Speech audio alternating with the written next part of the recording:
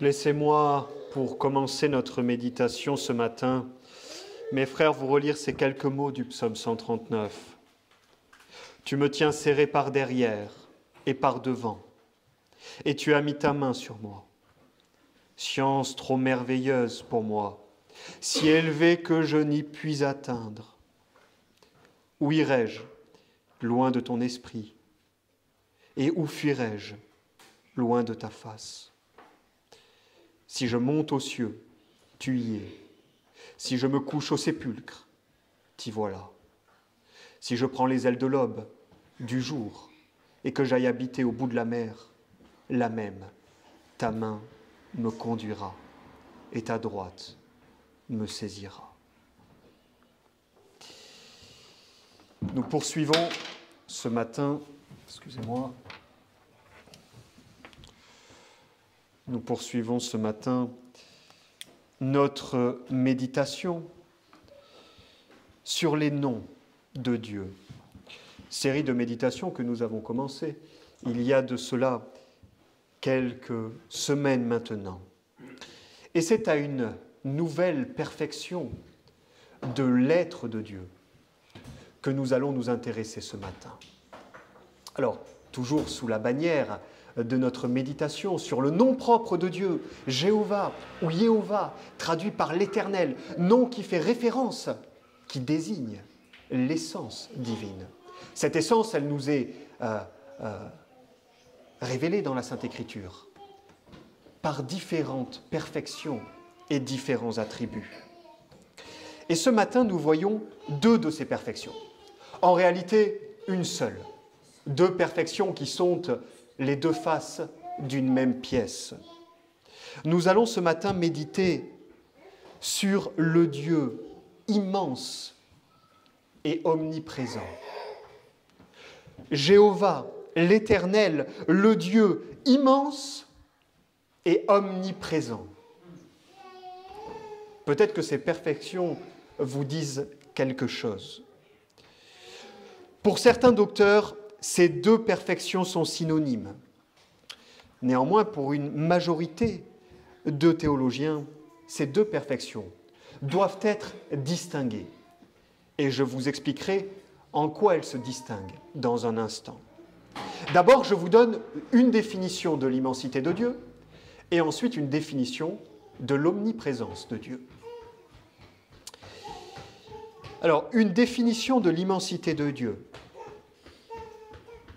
L'immensité de Dieu est cette perfection de l'essence divine, en vertu de laquelle il est libre de toute limite et mesure.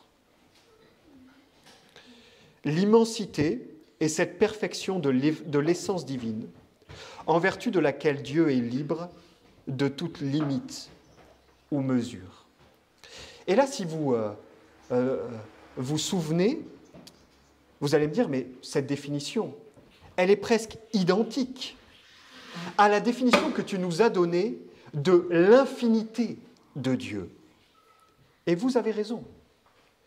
La définition de l'infinité de Dieu, c'était cette perfection de l'essence divine en vertu de laquelle Dieu est libre de toute limite et imperfection. Effectivement, cette définition est presque synonyme, presque identique. Pourquoi ? Parce que l'immensité de Dieu n'est rien d'autre que son infinité en rapport à l'espace et à la localité. L'immensité de Dieu, c'est l'infinité de Dieu considérée en rapport, en relation avec l'espace et le lieu. Je vous donne maintenant une définition de l'omniprésence de Dieu. L'omniprésence de Dieu est cette perfection de l'essence divine en vertu de laquelle Dieu se trouve partout dans le monde créé. Voilà ce qu'est l'omniprésence. L'omniprésence de Dieu est cette perfection en vertu de laquelle Dieu se trouve partout dans le monde créé. Partout dans le monde créé. Et donc, bien sûr, vous le comprenez maintenant, Il y a un rapport très étroit entre ce qu'on appelle l'immensité de Dieu et l'omniprésence de Dieu.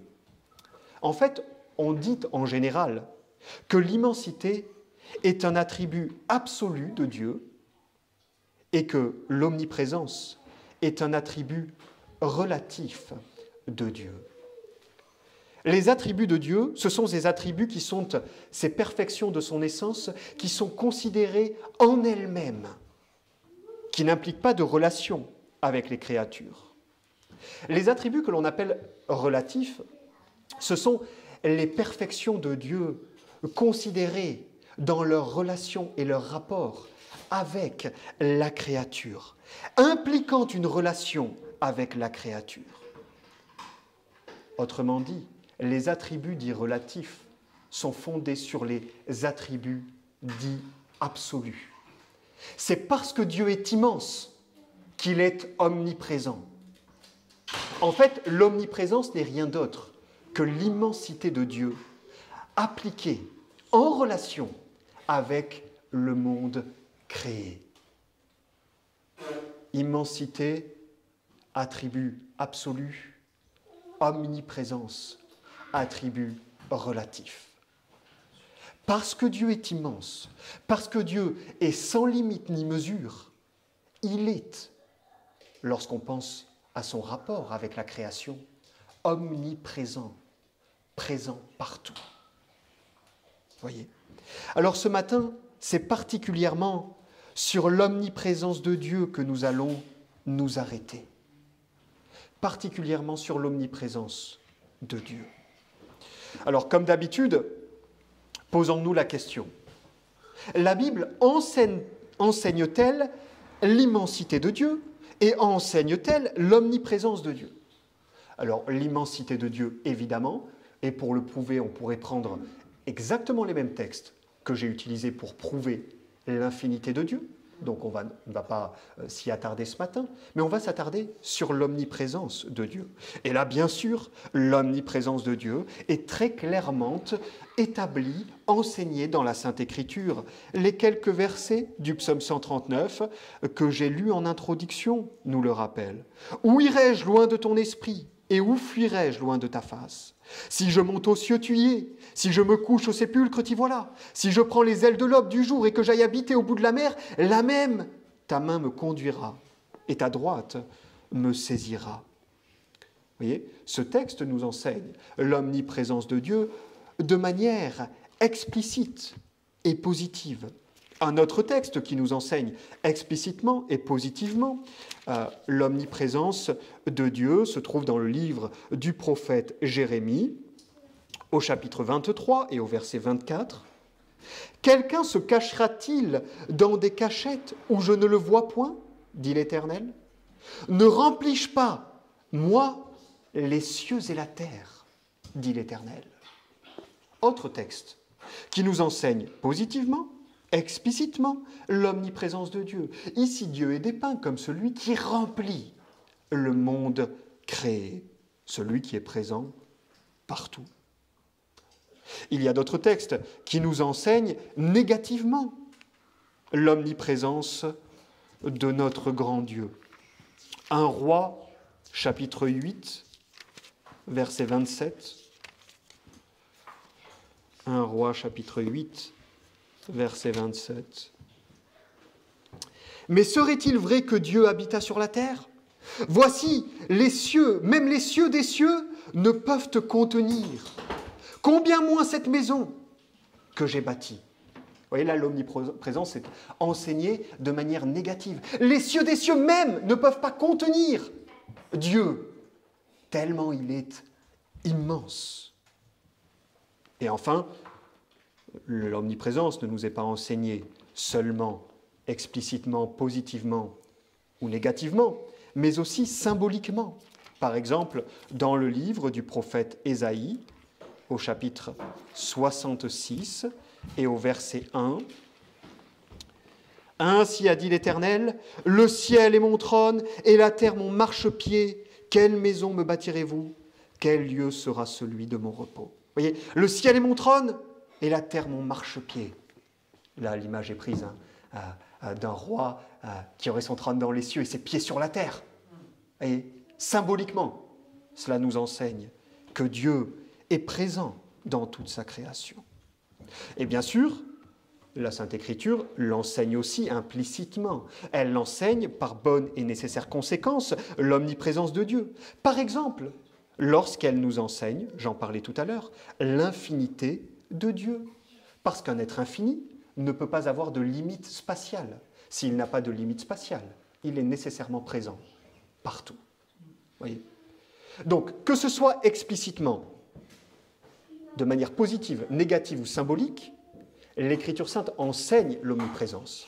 Et que ce soit implicitement par bonne et nécessaire conséquence, l'Écriture sainte encore enseigne l'omniprésence de Dieu. Alors maintenant, il y a un certain nombre de choses qu'il nous faut considérer.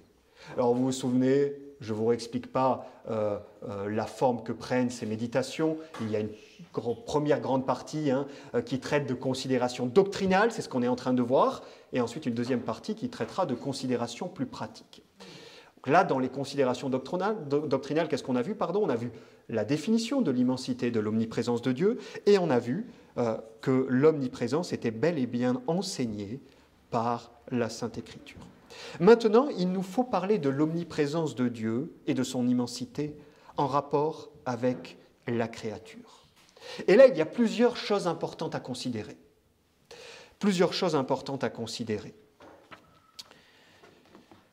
Laissez-moi vous lire la citation d'un théologien réformé qui fut célèbre, éminent au XVIIe siècle. Il s'appelle François Turretin.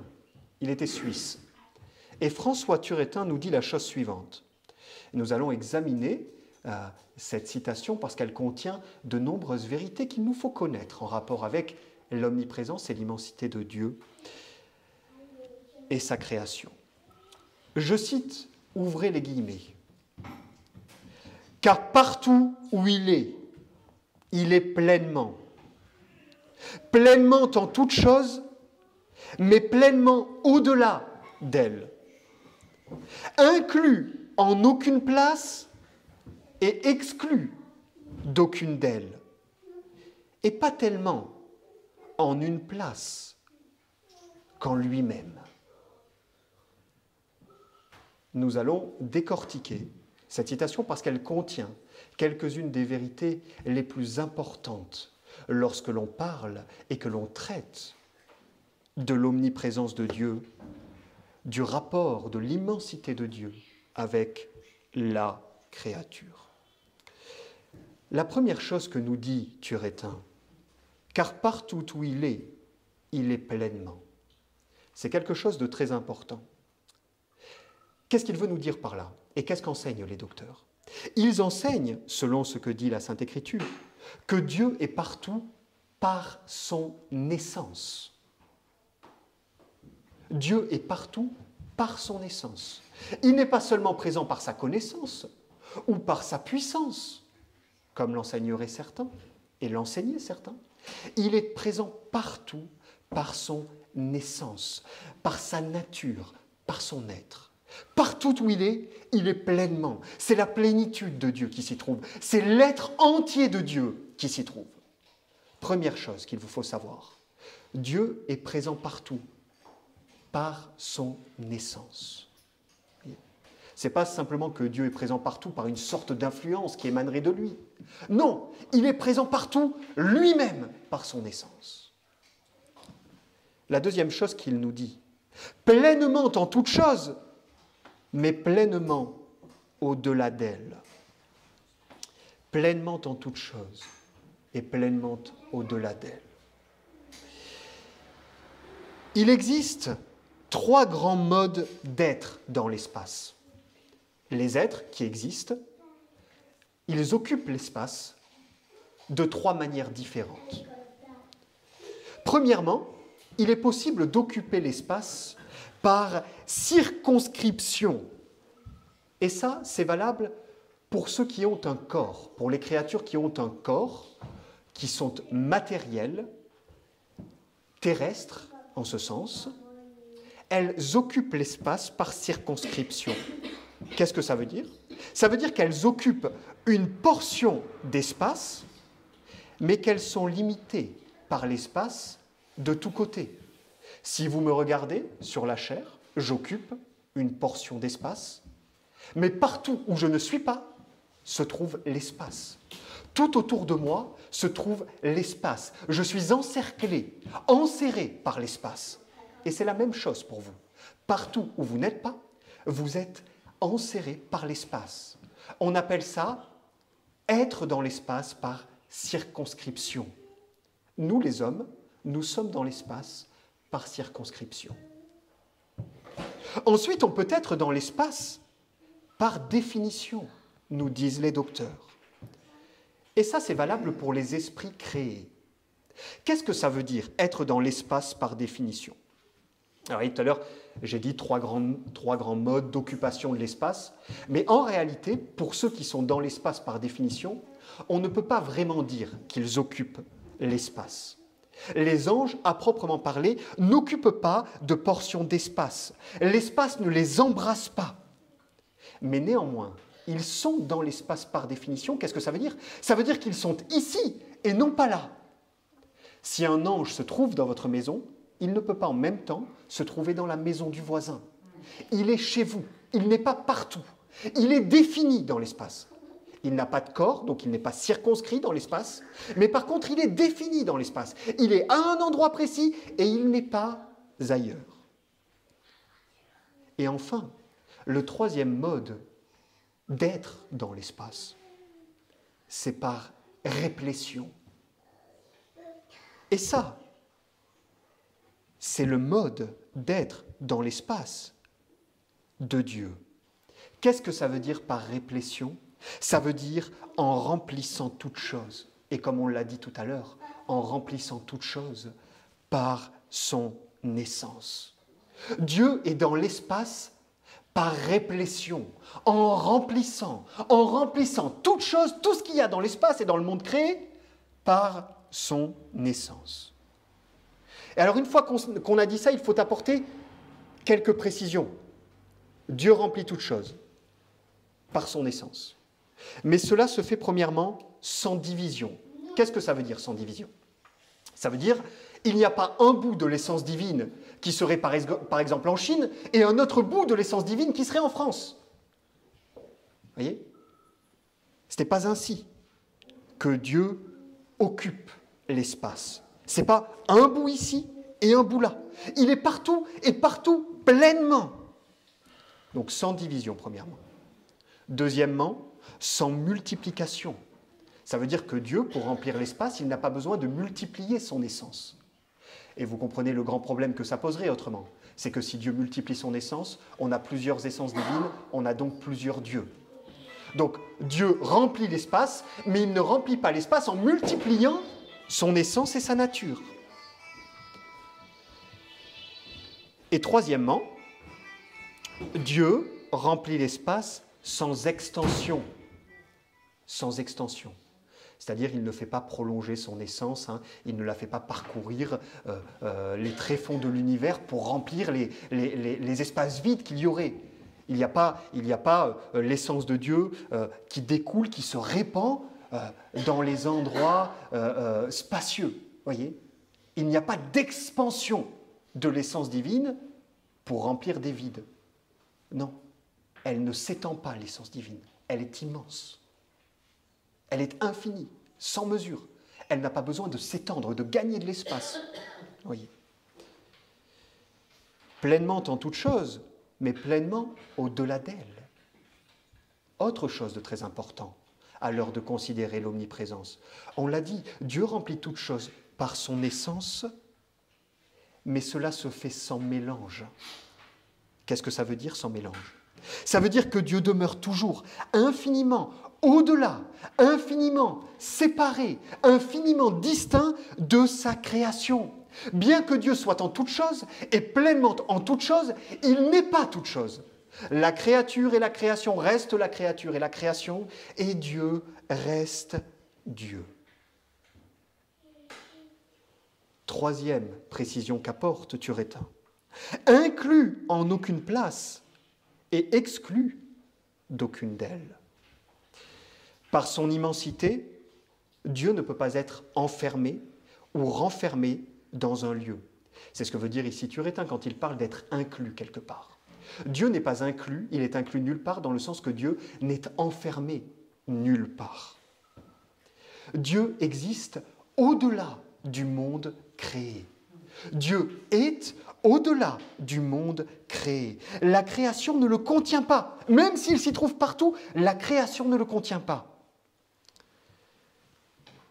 Mais néanmoins, par son omniprésence, il se trouve partout. Il n'est exclu d'aucune des places, d'aucune des choses que contienne l'univers. Et finalement, la quatrième précision qu'il nous apporte et qui est très importante, alors c'est peut-être celle, quand je l'ai lue, qui vous a semblé le plus mystérieux, la plus mystérieuse, et pas tellement dans une place, nous dit-il, qu'en lui-même. Qu'est-ce que ça veut dire ça? Pas tellement dans une place qu'en lui-même. Comme je l'ai dit tout à l'heure, Dieu n'est pas contenu par le monde. Il est aussi hors du monde. Et hors du monde, Dieu est place à lui-même. Dieu est place à lui-même. Non seulement il est partout dans le monde créé, mais il est aussi hors du monde. Mais quand on dit qu'il est hors du monde, il ne faut pas penser qu'il y ait d'autres zones d'espace hors du monde créé que Dieu remplirait. Non.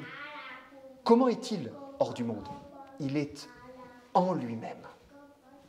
Il est place à lui-même. Théophile d'Antioche, un père de l'Église, nous disait la chose suivante: Dieu est la place de toute chose. Et il est place à lui-même.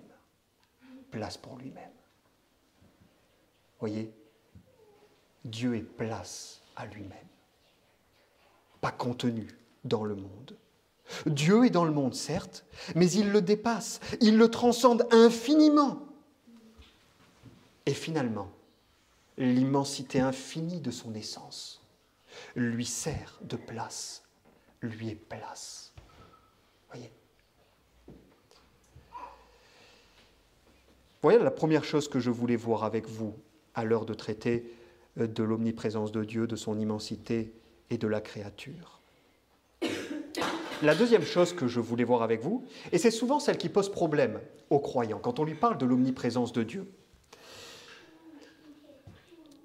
se pose la question de savoir, mais quand même, c'est étonnant, parce que, bon, là tu nous dis que Dieu est présent partout, et partout de la même manière finalement, puisqu'il est présent partout par son essence.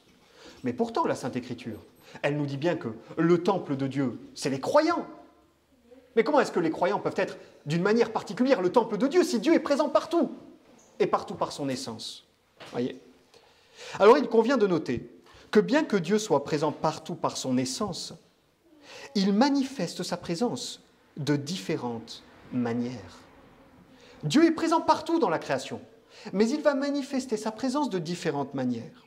Par exemple, dans le Christ, il manifeste sa présence par l'union hypostatique, par la plénitude de la déité, nous dit Paul, Colossiens chapitre 2, verset 9. Dans les cieux, Dieu y est présent, tout autant que dans les tréfonds de la terre et de la mer. Mais dans les cieux, Dieu manifeste sa présence par la gloire et la majesté. Dans l'Église, Dieu y est présent, comme dans les tréfonds de ce monde. Mais Dieu manifeste sa présence dans l'Église et dans les croyants par grâce. En enfer, Dieu est présent, tout autant qu'il l'est au ciel. Mais il manifeste sa présence par sa justice rétributive. Dieu est présent symboliquement dans les théophanies. On le voit dans l'Ancien Testament. Dieu est présent sacramentellement et mystiquement dans les sacrements. Dieu est présent d'une manière vivifiante et spirituelle dans le cœur des croyants. Alors vous voyez, bien que Dieu soit présent partout, il manifeste sa présence de différentes manières, nous dit la Sainte Écriture, selon les lieux et les personnes. Alors voilà, pour ce qui est de l'immensité et de l'omniprésence et des considérations doctrinale. Considération doctrinale, ce matin était particulièrement copieuse. Si un certain nombre d'éléments vous ont échappé, vous pouvez évidemment me les redemander à la fin du culte, et autrement vous pourrez réécouter cette première partie. J'ai bien conscience qu'elle était particulièrement copieuse, mais il était important pour vous de savoir toutes ces choses. Parce que des erreurs néfastes peuvent sortir d'une mauvaise appréhension de l'immensité et de l'omniprésence de Dieu. Maintenant, l'omniprésence de Dieu, considération pratique. Tout ça, il nous faut le savoir, parce que c'est au plus haut point pratique. L'omniprésence de Dieu, elle change tout dans nos vies. Et je n'exagère pas quand je dis qu'elle change tout. Ma première application est la suivante. Cet attribut, c'est un attribut de Dieu qui est communément oublié ou mécru depuis la chute. Je ne dirais pas qu'il est l'attribut le plus oublié ou le plus mécru, parce que je n'ai pas suffisamment réfléchi à la question, mais il fait partie des attributs qui sont très couramment, très communément oubliés, y compris par les croyants, et mécrus. C'est-à-dire on n'y croit pas, y compris par les croyants. Le premier péché de l'histoire de l'humanité nous le montre bien. Vous vous souvenez ce que fait Adam après avoir péché? Adam se cache. Adam se cache. Adam oublie. C'est l'un des premiers résultats de la chute. Que Dieu est présent partout et que personne ni rien ne peut lui échapper. Mais c'est notable que ce péché soit oublié par Adam juste après la chute. C'est notable. Charnock, théologien du XVIIe siècle également, nous dit que toutes les extravagances humaines sont imputables à l'oubli de cet attribut. Et laissez-moi vous dire qu'il a raison. Toutes les extravagances humaines, y compris celles de vos vies, elles sont imputables à l'oubli de cet attribut. Vous savez, à la racine de chaque péché que nous commettons et que commet le genre humain, il y a une forme d'athéisme, qu'elle soit théorique ou pratique. Et quand je dis athéisme, ça ne veut pas dire un renoncement total ou complet à croire en l'existence de Dieu. Le croyant pêche, il croit toujours en l'existence de Dieu. Non, il peut y avoir une forme d'athéisme un peu plus subtile et perverse, qui consiste souvent à nier ou oublier certains attributs, certaines perfections de Dieu. Eh bien, à la racine de chaque péché se trouve l'oubli ou la négation du fait que Dieu est présent pour nous observer.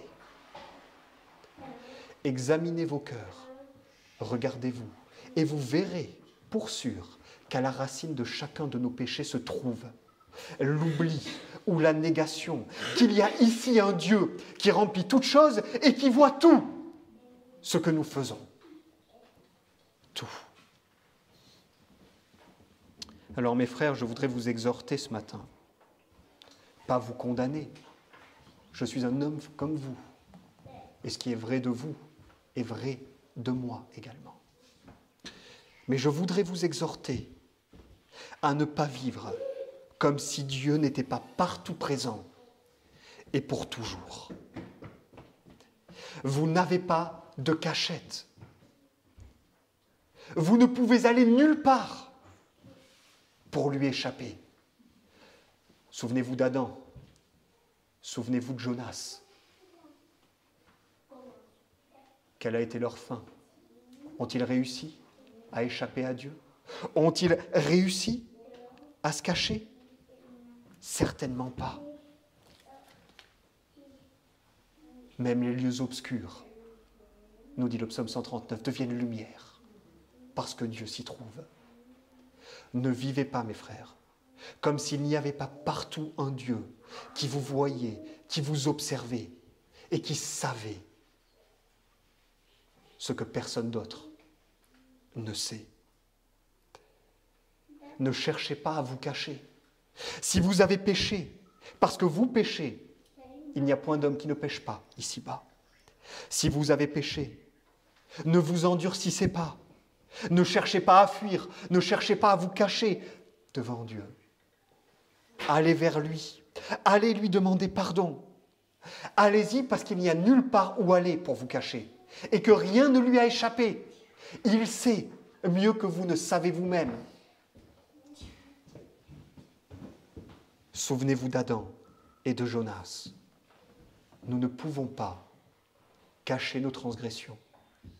Et c'est une bonne chose, parce que cela nous pousse à aller vers Dieu, à lui demander pardon, à confesser nos forfaits. Mais ne vous trompez pas vous-même. Ne pensez pas que parce que personne ne sait, ou que parce que personne ne vous a vu, Dieu ne sait pas, et Dieu ne vous a pas vu. Vous avez le droit de garder ces choses pour vous. Vous avez le droit de ne les dire à personne d'autre. Vous n'avez pas le droit de les cacher à Dieu.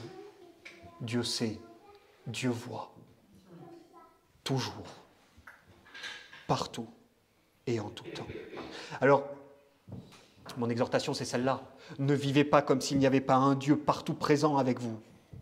Et ma deuxième exhortation, en ce qui concerne ce premier point, c'est de grâce, ne laissez pas vivre les autres en pensant qu'il n'y a pas partout un Dieu qui sait et qui voit.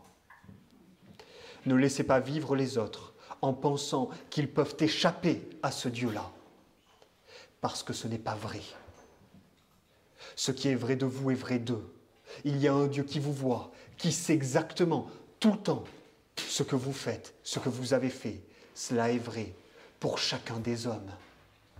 Il y a un Dieu qui les voit en tout temps, qui les observe et qui sait. Ne les laissez pas vivre en pensant qu'ils peuvent lui échapper. Et rappelez-leur, et rappelez-vous à vous-même, en guise de réconfort, et à eux en guise d'avertissement, que la présence de Dieu avec vous ici-bas détermine sa présence dans la vie future. Vous êtes des croyants, Dieu est avec vous par grâce.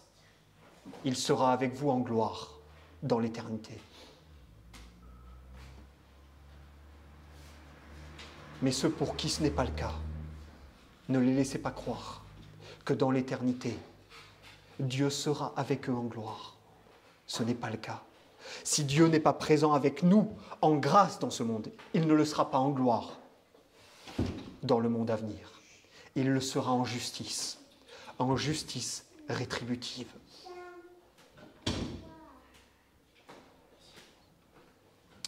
Alors voilà ma première application ce matin. Faites attention mes frères, parce que cet attribut, il est communément oublié ou mécru. Vous voyez, ça a l'air de rien. Hein. Oh, on va parler de l'omniprésence. Mais je connais l'omniprésence. C'est le fait que Dieu est partout. Tout le monde sait ça. N'importe qui a été un peu éduqué dans les rudiments de la foi sait que Dieu est présent partout.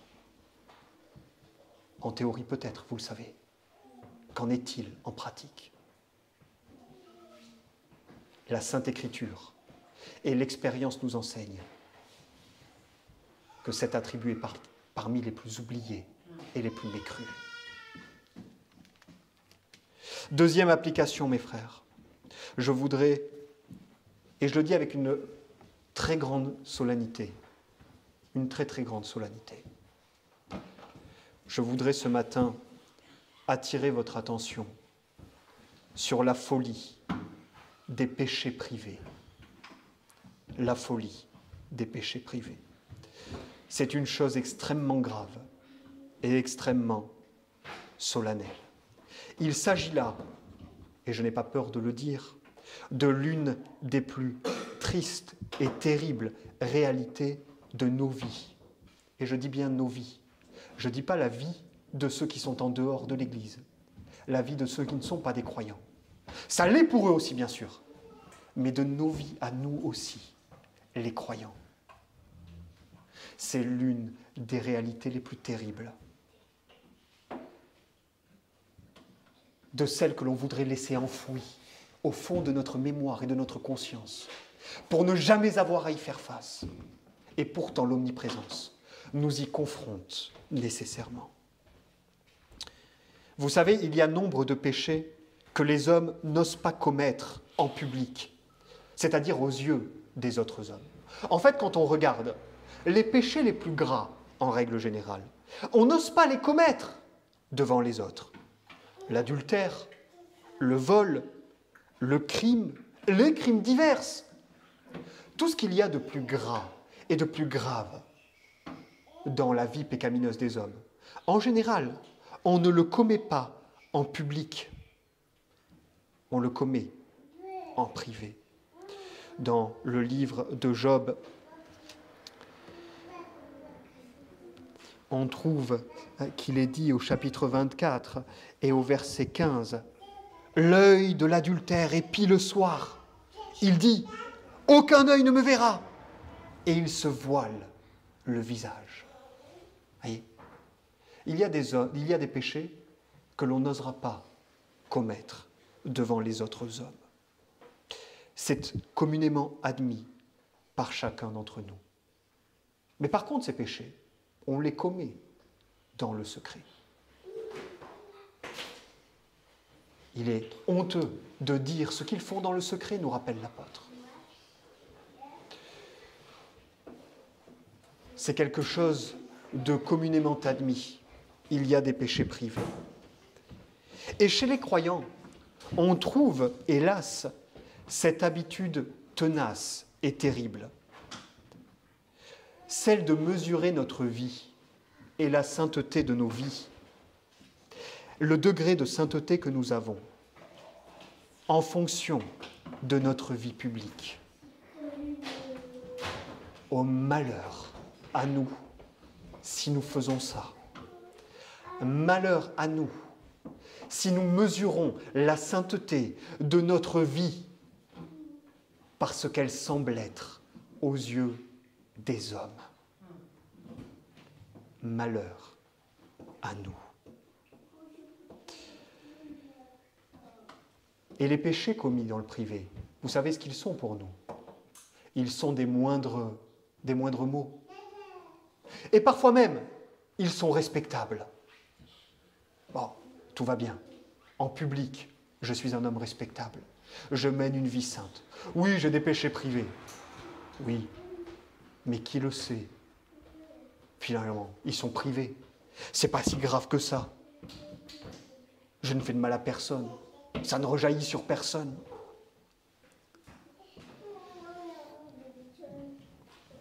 Alors, lorsque je dis privé, bien sûr, c'est soit lorsqu'on ferme la porte de sa maison, soit la porte de sa chambre, soit celle de son cœur. En gros, c'est ce que les autres ne voient pas. Eh bien, vous savez, mes frères, ce que cela dit de nous et des hommes en général? Cela dit de nous que nous sommes des fous, au sens le plus strict qui soit. Cela dit de nous que nous sommes des fous. Cela dit de nous que nous craignons davantage les hommes et leur jugement que Dieu lui-même. C'est une folie. Et cela dit de nous que nous ne croyons pas l'omniprésence de Dieu. Cela dit de nous que nous ne croyons pas l'omniprésence de Dieu. Si vous mesurez votre vie, la sainteté de votre vie, la qualité de votre vie chrétienne, à ce que les gens voient, folie, folie. Vous vous comportez comme des fous. Et ce que vous êtes en train de dire et d'affirmer, c'est que finalement, vous n'avez nulle crainte du jugement de Dieu, de ce que Dieu voit, de ce que Dieu sait, mais que ce qui vous importe, c'est ce que les autres voient, ce que les autres connaissent de vous.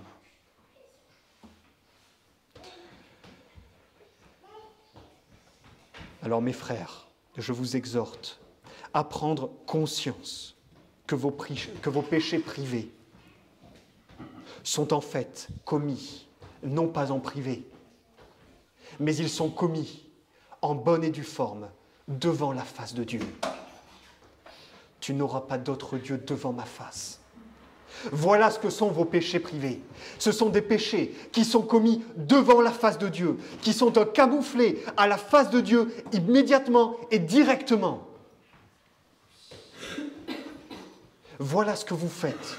Voilà ce que l'on fait quand on excuse nos péchés privés, lorsqu'on les trouve respectables. On est en train de dire qu'on peut pécher devant la face de Dieu sans que cela n'importe. Je vous le dis, je vous le répète, nous sommes des fous de penser comme ça. Et malheur à nous si nous pensons comme cela. Oh, vous auriez peut-être préféré ne pas entendre ces choses, qu'elles restent enfouies dans votre conscience. Il est bon de les entendre. Parce que nous sommes des fous de vivre comme ça. C'est un crime de lèse-majesté. Edward Leith, là encore théologien du XVIIe siècle, nous raconte une histoire. Il nous dit qu'un jour, un homme, un chrétien, est allé voir une prostituée. Il l'a emmenée sur une place publique et il lui a dit « Ah, bien, ayons une relation maintenant !» La femme lui a dit « Mais t'es pas bien, t'es fou, t'as pas vu le monde qu'il y a autour ?» Et l'homme de lui répondre « Parce que tu penses vraiment que si l'on avait fait ça en privé, ça aurait été mieux ?»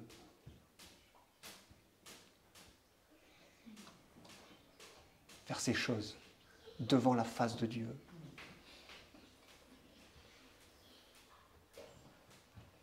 C'est ce qu'il y a de plus honteux dans notre vie. Cacher nos péchés privés, les trouver respectables et les excuser, et en faire la mesure de notre sainteté. Prenez conscience, mes frères, que votre vrai degré de sainteté se mesure dans le privé. Et je vous exhorte très fortement à quitter le monde des acteurs, si vous vous y trouvez encore.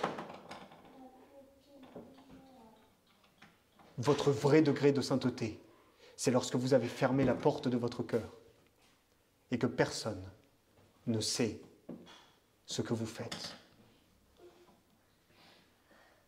Et si vous êtes au clair là-dessus, vous êtes bénis. Vous n'êtes pas sans péché, vous ne le serez jamais. Mais si vous avez conscience que ce n'est pas parce que les autres ne voient pas qu'en fait vous êtes quelqu'un de bien, si vous avez conscience de cela, c'est une très bonne chose. Et vous êtes bénis. Si vous avez appris à mesurer votre sainteté,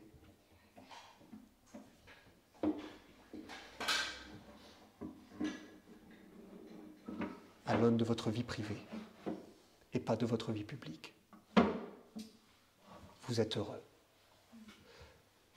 Si vous n'avez pas appris cela, vous êtes dans le monde des acteurs. Et je vous exhorte très fermement à en sortir.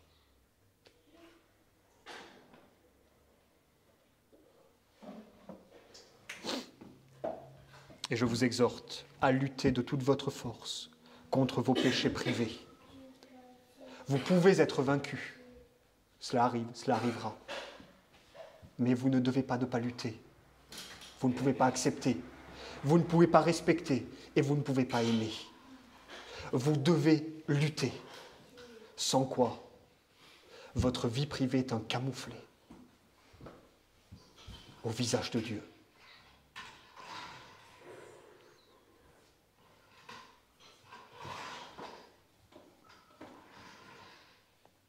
Soyez sincères, pieux et authentiques dans votre vie privée. Et alors, vous connaîtrez l'abondante grâce du Seigneur. Si vous vous battez contre vos péchés privés, si vous n'avez pas de vous une fausse opinion, si vous ne vous trompez pas vous-même,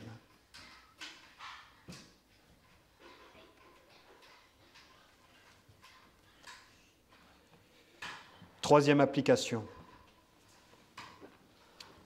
cet attribut, cette perfection, l'omniprésence, mes frères, elle est un puissant remède pour ceux qui luttent, avec des afflictions diverses et des tentations. Elle est un puissant remède. Aux affligés, tout d'abord, Ésaïe, chapitre 43, le verset 2 et le verset 5, il nous est dit « Quand tu traverseras les eaux, je serai avec toi, et les fleuves, ils ne te submergeront point. Quand tu passeras par le feu, tu n'en seras pas brûlé, et la flamme ne te consumera pas. Verset 5. « Ne crains point, car je suis avec toi. Je ramènerai ta postérité de l'Orient et je la rassemblerai de l'Occident. » Mes frères, lorsque vous êtes affligés de 1000 maux, de 1000 souffrances, souvenez-vous toujours de cela, Dieu est présent. Et il est présent dans sa grâce pour vous, si vous êtes des croyants. Il est présent dans sa grâce, soit pour vous délivrer de l'épreuve, s'il le veut, soit autrement pour vous donner la force de la supporter. C'est l'image du buisson ardent, non? Qu'on trouve sur le logo de notre Église. Nectamen, consumé batture. Mais il n'est pas consumé. C'est une image de l'Église, un buisson en feu, mais qui n'est pas consumé. Mais c'est aussi une image du croyant. La vie du croyant ressemble souvent à une vie prise par le feu, éprouvée de toutes parts par le feu. Mais le croyant n'est pas consumé. Pourquoi? Parce que Dieu se trouve au milieu de l'Église et du croyant, dans sa grâce, pour soutenir, pour supporter. Dieu est là.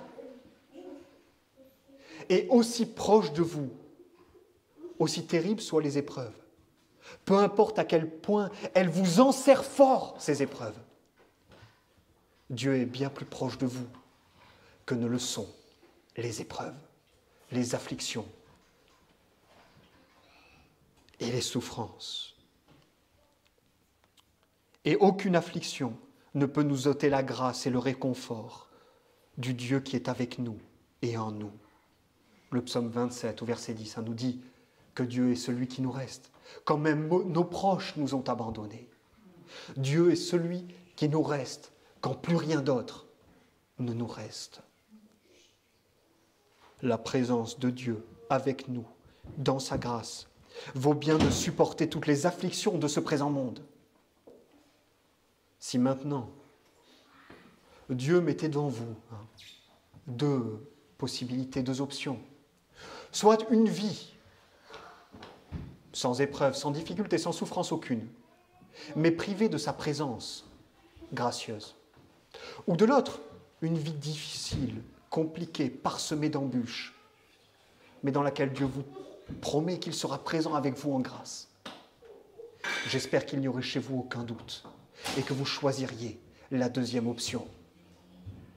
Une vie sans souffrance, sans tribulation, si elle ne s'accompagne pas de la grâce de Dieu et de sa présence, elle ne vaut rien.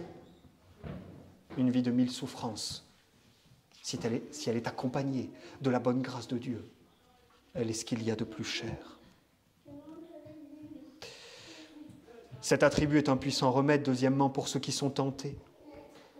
Si vous êtes tentés, ne craignez pas, Dieu est là. Ne craignez aucune tentation de la chair, de Satan et du monde. Regardez à l'invisible, comme nous disions la semaine dernière. C'est lorsqu'il a détourné son regard du Christ, n'est-ce pas, que Pierre a commencé de couler. C'est lorsque nous allons détourner notre regard du Dieu invisible qui est omniprésent que les tentations auront le dessus sur nous. Pas avant. La foi, autrement. La foi dans le Dieu omniprésent, elle éteindra les dards enflammés du malin.